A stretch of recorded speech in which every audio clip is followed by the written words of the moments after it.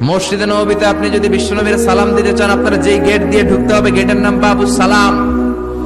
বাবুস সালাম দিয়ে যদি আপনি ঢোকেন, বিশ্বনবীর সালাম দিতে পারবেন। ওইটাই হলো মসজিদে নববীর প্রথম কাতার। ডান দিকে পড়বে কিবলা। মসজিদে নববীতে যারা নামাজ পড়ে দক্ষিণ দিকে হয়ে নামাজ পড়ে, আমরা বাঙালিরা পশ্চিম দিকে হয়ে নামাজ পড়ি। মিশরে আমি ছিলাম 5 বছর, 5টা বছর পূর্ব দিকে নামাজ পড়েছি। আসলে পূর্ব দক্ষিণ কোনো কথা না, কিবলা যে কাবা যেদিকে, কিবলা ওইদিকে, ঠিক কি না?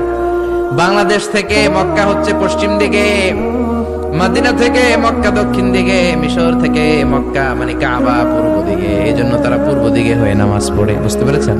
আপনি হাঁটতে শুরু করবেন, বাবুস সালাম দিয়ে ঢুকে প্রথম কাতার, ডান দিকে কিবলা। প্রথমে আপনি পাবেন রাউদাতুম মিন রিয়াদিল জান্নাহ।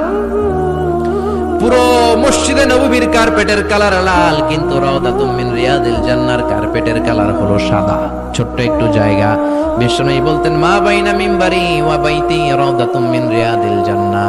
আমি যেই মিম্বারে দাঁড়িয়ে জুমার খুতবা দেই, এটা থেকে আমার ঘর পর্যন্ত সামনের মাঝখানের জায়গাটা দুনিয়ার বুকে জান্নাতের টুকরা। এখানে নামাজ পড়ার জন্য খালি ধাক্কা ধাক্কি। আমি রাত 12টায় মদিনায় বসলাম, ঢুকলাম, ঢুকে ভাবলাম আগে রাউদাতুম মিন রিয়াদিল জান্নাতে 2 রাকাত সালাত পড়ি। 50-60 জন করে ঢুকায়, লাইনে দাঁড়ালাম, ঢুকলাম। ভাগ্য ভালো, এমন একটা জায়গা পেয়েছি লেখা মাকান তাহাজ্জুদি রাসূলুল্লাহ, মানে এই জায়গায় রাসূল তাহাজ্জুদের নামাজ পড়তেন।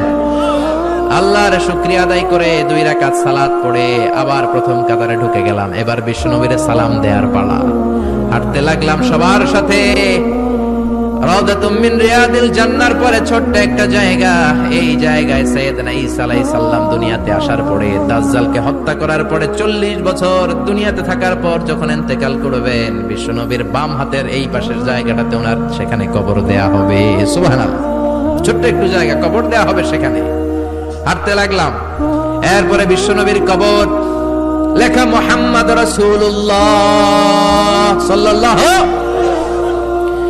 যেই নবীর কথা ছোটবেলা থেকে এতদিন পড়লাম, যেই নবীর হাদিসগুলো শিখলাম, যেই নবীর জন্য আমরা দেহের তাজা রক্তটুকু বিলিয়ে দিতে পারি কি পারি না, ওই নবী নাকি এই জায়গায় শোয়া। কোন উম্মত এই কথাটা চিন্তা করে ধৈর্য ধারণ করতে পারে?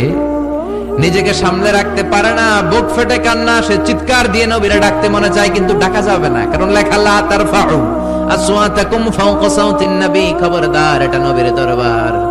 নবীর দরবারে উঁচু গলায় বড় গলায় কোন চিল্লা ফাল্লা বা আওয়াজ করা যাবে? দাঁড় দাঁড় করে মানুষ চোখের পানি ছাড়ে, চিৎকার করে কাঁদতে পারে না।